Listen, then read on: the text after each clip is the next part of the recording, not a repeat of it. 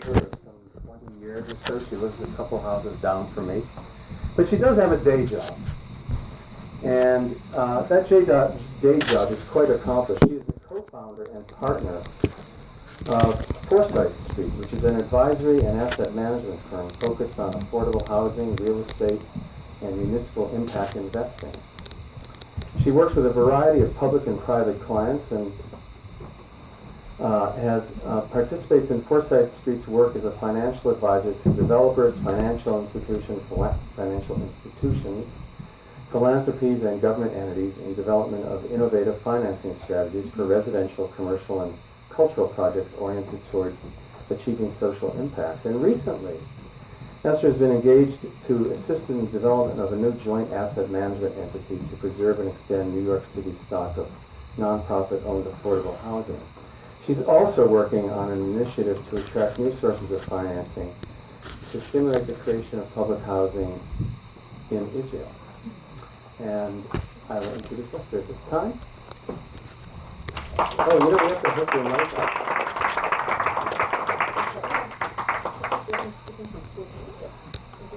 We'll see. A little louder. Okay, can you hear me now? Is that better? Okay. So let me know when you want the that. You can do it now. I'll do it now. So hi everybody, I'm so happy to be here and I'm talking with you. I'm going to talk about this Joe, which is, we didn't name after our Joe, but it does happen to be named Joe, and it stands for Joint Ownership Entity. And it's a project that I've been working on with a bunch of really great, accomplished people in New York City for the last few years, and we're really making good progress. I'm so happy about it that I've been making the rounds, telling people about it, mainly though to foundations to raise money. So I'm not going to pass around a hat at the end of this, because I really need like $2 million. So I don't expect folks to be able to cough that up in the basket. Just to introduce what I'm going to talk about, we're going to take the Wayback Machine and we're going to talk a little bit about the context that gave rise to not-for-profit community development groups in New York City, and talk about what they've done and their accomplishments, talk about where we are now in New York City in the housing world. And I know a lot of this is going to be familiar to you in different ways, because we're in the New York area and we are very influenced by and involved with New York City. A lot of us come from New York City, so this is not going to be new. But what we're trying to do is something new that really might make a difference, and I know that that's something that we're all concerned about. So I'm going to start out going way back in time, and the context is sort of and this is the story that gets told over and over again about the suburbanization of America. In the post-war era, the interstate highway system was built. It created the ability for people to leave the cities. There were other public policy initiatives that created this impetus for a lot of middle-class people to leave the cities. The GI Bill created educational opportunities and VA mortgages. So people were moving up the ladder, certain people. Mortgage interest reductions created incentive to own for people that could afford to, and inexpensive land for development of subdivisions in places all over the country, but like Paramus, which was previously celery farms.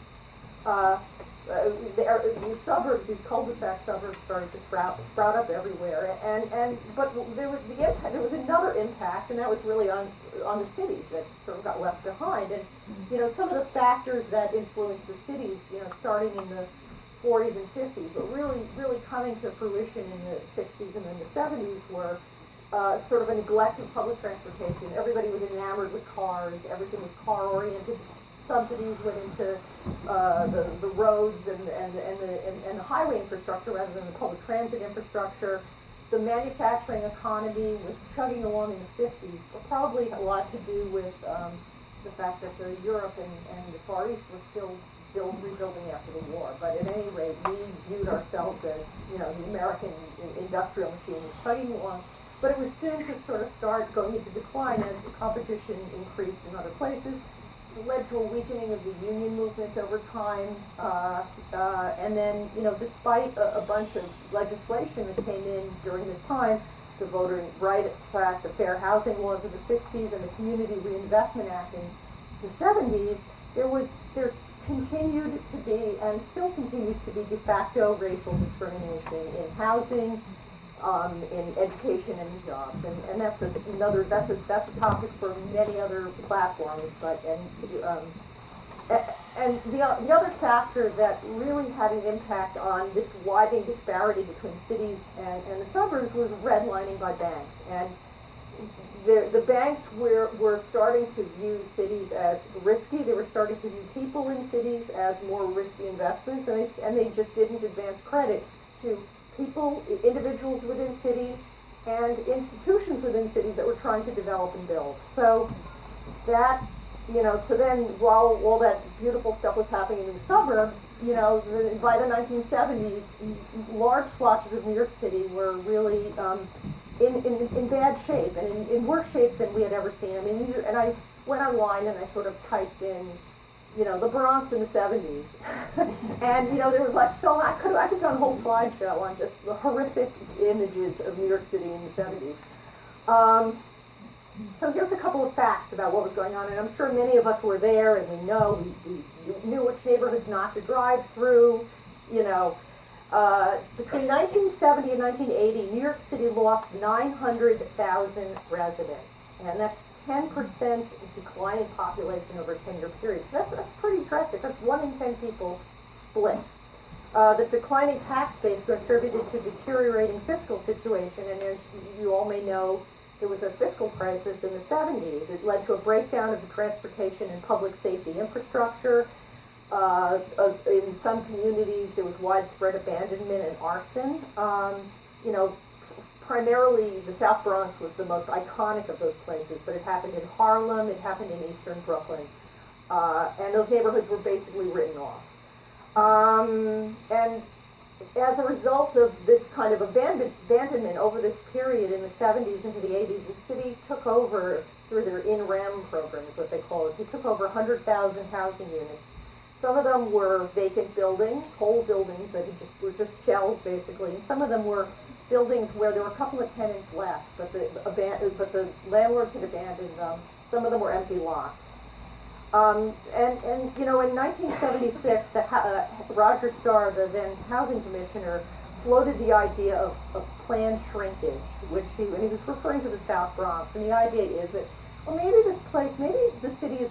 cities are beyond their prime, and places like this don't really have any reason to exist anymore. And maybe the people who are left in these communities, we should just try to move them out and relocate them, and then we can start fresh. Maybe we can make parks. That was the idea of planned shrinkage. And now in New York City, and I'll talk more about this, the population has gone from 7 million in 1980 to 8.4 million today. It's almost 8.5 million. There's 1.5 million people have come to New York City, returned to New York City since 1980. If you think about this idea of planned shrinkage, that idea didn't die at that point, because after Katrina in New Orleans, there were discussions. They don't call it planned shrinkage, but I was involved with those conversations where people were saying maybe we need to just let whole swatches of the city sort of shrivel up. And now they're talking the same way about Detroit. So you have to be, and we've had conversations with folks in the city of Detroit about, you have to think about the context of New York City in the 70s. It wasn't all that different. Don't write off too much. Think about how you can come back from the brink of extinction. Okay, so now we're going to talk a little bit about Ed Koch, who ends up being the hero in this story, believe it or not. I had, during the Koch era, I had, mixed feelings about him, but in retrospect, he and some of his commissioners were really visionary in terms of how they thought about what needed to be done to bring the city back, and it's worth talking a little bit about those policies. His goal was to stabilize these deteriorating neighborhoods and increase the supply of affordable housing. They committed $5.1 billion to rehab 252,000 units over 10 years. This was what they called at the time the 10-year housing plan. And they used 3 techniques. They conveyed the city's in-rem stock to developers for affordable housing. The in-rem stock being all that vacant and city-owned property that was out there festering. They provided low-interest loans for rehabilitation, and they subsidized the development of new affordable housing. So they used a lot of public resources And it ended up taking longer than 10 years, but by any stretch of the imagination, it was wildly successful. And it's really been the foundation of the housing policies that have been advanced by all the administrations that have followed, including the Giuliani administration. I mean, nobody has really diverged too much from the idea that an investment in housing infrastructure is a good investment for the city of New York. And the strengths of the plan, and these are sort of, New York is really a housing model, and we can talk at some point about homelessness. I mean, there's a huge homelessness problem in New York City, and there's a huge affordability problem. But New York City, of all the cities in this country, they do more to finance affordable housing than any other city in the country, and they're really the model that other cities look to. And a couple of the big precepts that they follow, one is that they believe in income mixing, and a lot of their subsidies go toward mixed income rental housing. And initially, when these ideas of mixed income rental housing were floated, everyone said, it's not going to work. There's a point at which people don't really want to live together. Well, it turns out that the income mixing does work, and it's very effective. It addresses a lot of different public policy goals. They focus on preservation and neighborhood revitalization. They really focused on these outer borough communities that were really devastated. They've had a sustained high level of public commitment for the last over 30 years. And it involved the cooperation of local institutions and community-based organizations. And that's what I'm going to talk about, is the community-based development organizations, which were really the foundation that helped to bring these neighborhoods back. So let's talk a little bit about nonprofit CDCs.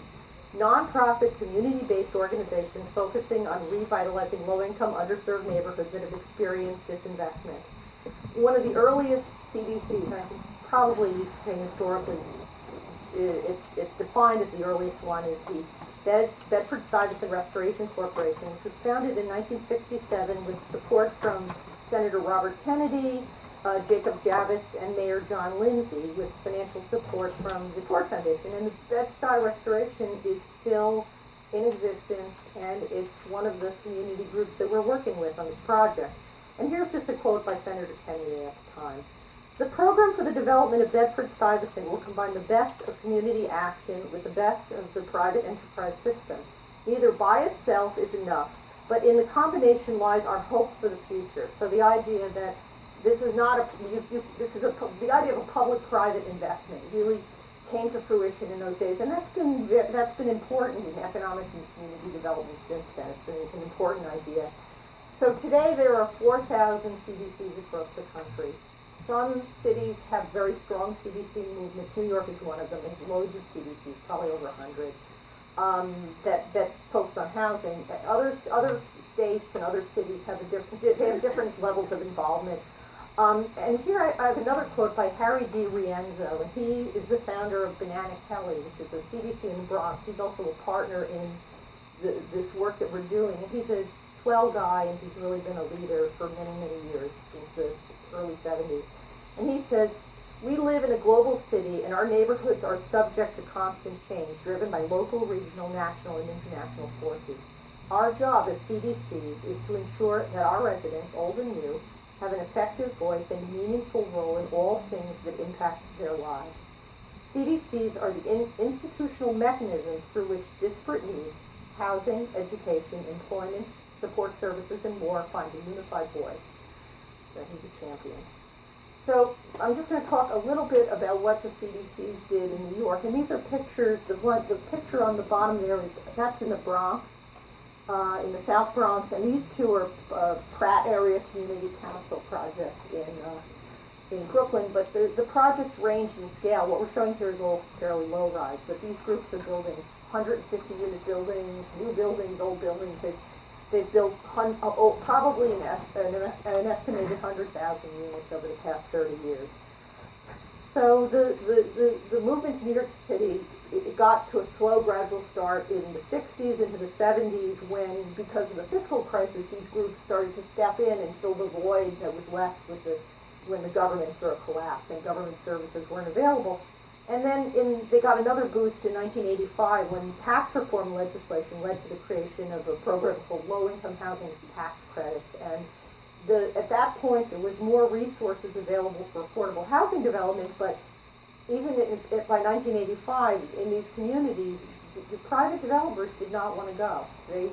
These neighborhoods were basically redlined for all intents and purposes, and the community developers began increasingly to become actual real estate developers. Before that, they had been service providers in the community, and so they were listed by the city as the developers of last resort for these communities, and they partnered with the city.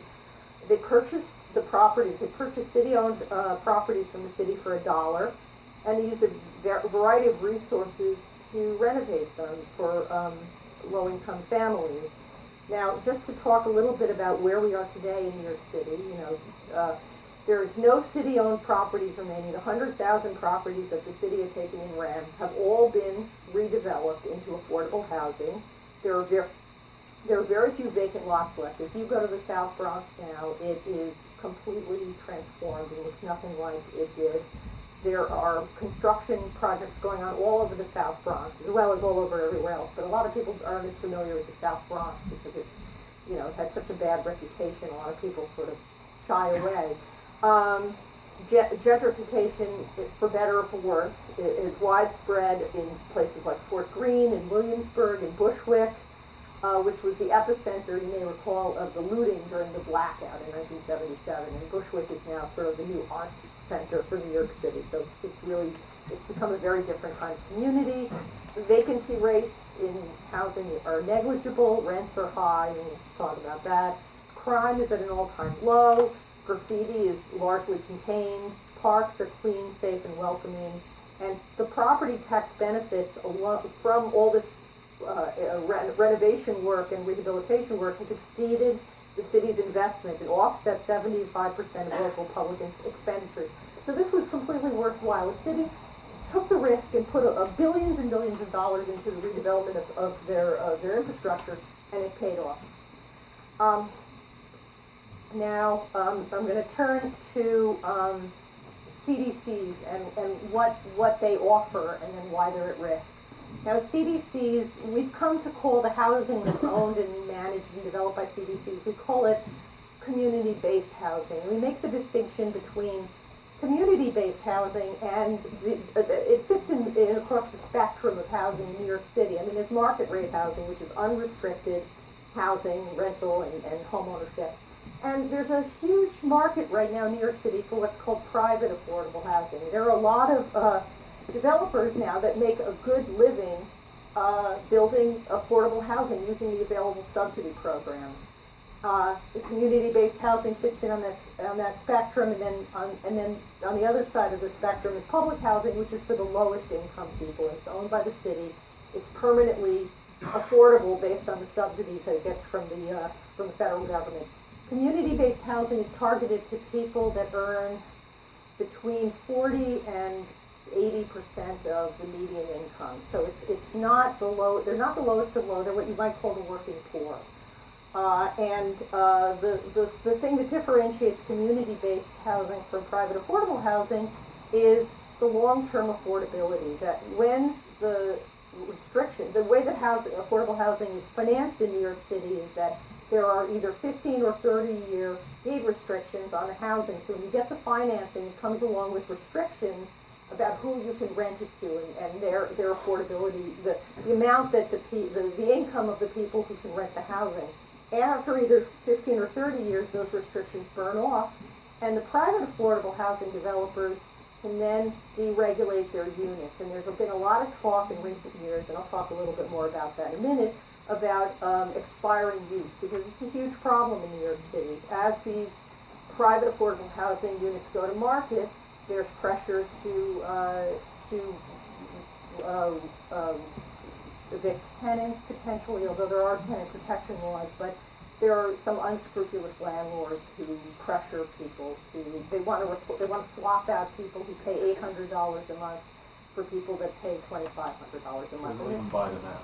they buy them out sometime, and they don't offer them really enough. They say, look, I'll give you $20,000 to move out, and that ends up being not enough to really live on, and people have never seen so much money. So that's right. So, you know, and I just and so a little bit of why nonprofit-owned housing is important.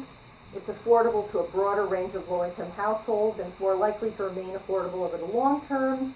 It's supplemented. These groups don't just provide housing, they provide services that are important to these communities, including support for seniors, daycare for children, and eviction prevention. It's focused on people first and foremost versus the private affordable housing, where I think a lot of the folks that do it are kind of thinking long term, that if they make this investment now, build this housing now, 20 and 30 years out, they'll have an asset that is unrestricted. And they promote resident involvement, build civic infrastructure, leading to collective action, mutual aid, and cooperation. They help smooth the way for changing demographics in neighborhoods, and there are a lot of neighborhoods that are undergoing a lot of changes right now. The other thing about CDCs is that they're an early warning system for impending crises in the community. The first responders to natural disasters and the entities that stay the course over the long run, well after the headlines have disappeared. And the mortgage crisis in New York, it was the community-based developers in New York who started to sound the warning about the impacts of the mortgage crisis in 2005. And they were saying, something's going on here. People are paying too much for houses in our community. We don't understand what's going on. And they were, you know, if they had been heeded, there may have been it may have saved a lot of heartache for a lot of families. But so I'm going to talk briefly about the problem in New York City, and just briefly. I mean, there's a lot of things you could say. Since 1970, inflation-adjusted incomes have risen 2%, while inflation-adjusted rents have risen by 80%. And so, as a result, New York cannot possibly produce enough affordable housing to supply all of its residents with safe housing. Larger and larger proportions of renters are living in unaffordable housing. In 1970, 28% of renters lived in housing that was unaffordable, and now it's 55% of renters. And when we say unaffordable, we mean they pay more than 35% of their gross income in rent.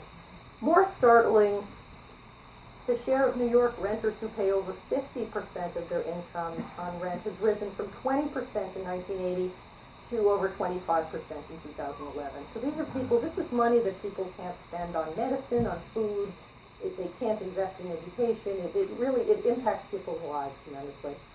And I talked about this a little bit before. The expiring use problem is a very serious problem, because for every new unit, for every 3 new units that are either created or preserved, one existing unit is lost. And so they spend the resources to build housing, and then 25% of it is all for naught. The statistic that I have, and it contradicts that, but I think it's a timing issue. This is from 2000 to 2011, but historically, over 68,000 units of subsidized housing, comprising over 25% of the total amount of subsidized units in New York City, have exited the regulatory system. So it's a real problem. The city can't possibly produce enough housing, and then on top of that, they have trouble preserving the housing that they have, and that's where the CDCs come in. So I'm going to talk about why our initiative and why the CDCs are in trouble. There's erosion of industry scale. That what's happened is there are some groups that are bad actors. Not all, certainly a small percentage, but the bad actors have mismanaged their portfolio to the point in which the city had no choice but to step in and say, we need to transfer these assets because they're not being well managed. And the only option was to transfer them to private developers. So there's been this erosion in industry scale. And what the folks in the CDC industry say is, look, when a private developer screws up, everybody says, what a jerk, he really screwed up. When a not-for-profit developer screws up, everybody says, see, this industry doesn't know what they're doing. So the whole industry is tarred with the mistakes of a few. Diseconomies of scale. A lot of these groups are not large. They have small buildings. A lot of them are managing scattered site portfolios of like 8-unit buildings that scattered here and there.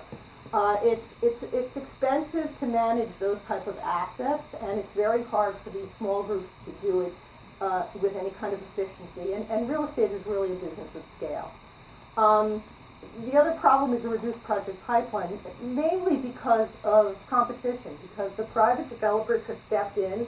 There are private affordable housing developers that have private claims, they have islands. I mean, they're doing very well. And those folks, when they come, if there's a competition for an affordable housing project and a private developer comes in with all of their resources and their ability to post guarantees, and there's a small not-for-profit group, you can almost guarantee, and this has been the issue in the last few years, that the city will say, look, we need to go with the group that has the best capacity to deliver the affordable housing now.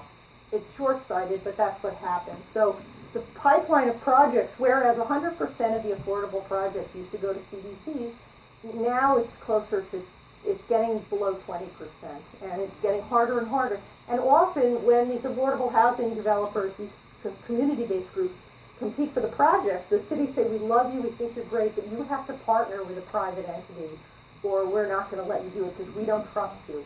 And some of this has to do with the mortgage crisis, that a lot of the underwriting criteria got much stricter after the mortgage crisis, even though the projects that were financed, the affordable projects that were financed in New York City, I don't think any of them have defaulted. They just don't default. So that's another sort of, everybody views this type of housing as more risky, but actually it's a lot less risky than, you know, giving junk mortgages to people out in Atlanta or whatever. And then in management, that's sort of a redundancy in a sense. There's been management problems that's hurt the industry. And a misalignment of incentives. Originally, when the city decided to give these groups the ability to develop these properties, they created all sorts of a regulatory structure around it to prevent these groups from really making any money from these deals. They said, well, they'll make money from developer fees, and we need to make sure that these assets are secure, so we're going to sweep all the revenue into these reserve funds. Further down the line, when private developers started to come in and buy up city assets to build affordable housing, they were allowed to profit, as it were, from these projects, and the city didn't put the same kind of restrictions on them. So lo and behold, the nonprofit-owned projects, there's no incentive for these groups to manage them effectively because it doesn't benefit anybody in any way. Whereas the privately owned projects are tightly managed, and the groups are able to the private developers are allowed to make a lot of money from them. So what happened was in 2013, a couple of folks in the housing industry got together and they said, if we don't do something about the nonprofit housing sector, it's going away. It's going away, and that's going to create a problem for the city because then every 30 years, we're going to have to replace all of the affordable housing that we financed 30 years ago because it's all going to go to market. And that's going to be costly to the city. These groups provide a lot of benefits that aren't provided by others, and this is an industry that we ought to figure out how to support. A person who I have a deep respect for named Bill Trailer had an idea, and his idea was, why can't we create a REIT, a real estate investment trust, that would be a vehicle for consolidation within the industry to achieve economies of scale. And his idea was, you know, was not really totally fleshed out, but they got foundation resources together to hire my firm, Forsyth Street, and a couple of other firms, a law firm called Goldstein Hall, and a couple of other folks to start to think about what a REIT might look like. And it turns out that after, we spent about a year looking, sort of doing a lot of research, along with a working group of 12 CDCs, or the executive directors of some of the 12 most, the strongest CDCs in New York City. And those are CDCs all of citywide, including Bed-Stuy Restoration and Banana Kelly and a whole bunch of others. And we met monthly and spent a lot of time thinking about it. And what we came up with was that a REIT doesn't make sense, that a real estate investment trust, it doesn't make sense. And the idea of a real estate investment trust is it's sort of like a mutual fund for real estate, that you put your assets into this thing, and in exchange you get a share of the benefits, and this thing manages and owns your real estate for you, and you extract the benefits from it. But for a lot of reasons it didn't make sense, and what we did is we developed the concept of the joint ownership entity, and this is what and that's where the idea of Joe NYC came from. And the idea, I think, is pretty simple. I mean, the devil is definitely in the details, but the idea is that the CDC members assign ownership interests of some of their properties into Joe NYC. Initially, when Bill had thought of the idea, he said they have to put all their units in or nothing. And when we talked with the groups, they said, well, that's crazy. That's like you saying, I just started a mutual fund to give me all of your retirement money. You know, it's an experimental idea. So what we did is we changed the idea to say, look, you can decide which of your assets you want to put into the Joe. And in exchange, each group that puts their units in gets a membership interest and a seat on the board in the entity, and they get a share of the net revenue that's based on the value of the assets that they put in. So you get one vote, but you get revenue that's tantamount to the value of the assets that you put in. So all the groups that contribute their units have to commit to long-term affordability. So even if they take their unit out after 10 years, and if they decide then to sell it to a private developer, there's a clawback provision within the rules about the Joe that the Joe can then take back ownership of the project. So the idea is that this provides for an opportunity for longer-term affordability and creates kind of a valve to keep these units from leaving affordability. And what Joe does is Joe is not it's not a manager of the property, it's an owner and an asset manager. The groups continue to manage their properties either by themselves or with third-party property managers that they select. Although the Joe has the teeth, if the property management is not doing well, the Joe can come in and say, we want to swap out your property management. As asset managers, we see that you're not doing a good job. The Joe achieves economies of scale in operations and financing. It allows different projects that belong to different groups to be financed together. That allows for economies of scale. It allows for group buying of oil and utilities and insurance. And it provides access to a balance sheet so that members who want to do development projects don't have to partner with private developers anymore. They can partner with the Joe, and the Joe can be the guarantor. So now they don't have to give away all the wealth in these projects to these private developers who, at the end of the day, end up allowing these units to go private at the end of the day. So the groups that are involved are citywide, and when I say citywide, the majority of CDC-owned housing in New York City is in 3 boroughs, so this really does constitute citywide. And these are some of the groups that are really have been at the forefront. You know, I mentioned Bed-Stuy in Brooklyn, the Bronx Banana Kelly, Mid-Bronx Desperados is another group that's been around forever since the bad old days in the 70s. In Brooklyn, there's a lot of Fifth Avenue Committee is a group in Gowanus and Park Slope. It's been around forever. Pratt Area Community Council is very well known. Ridgewood Bushwick Senior Citizens Council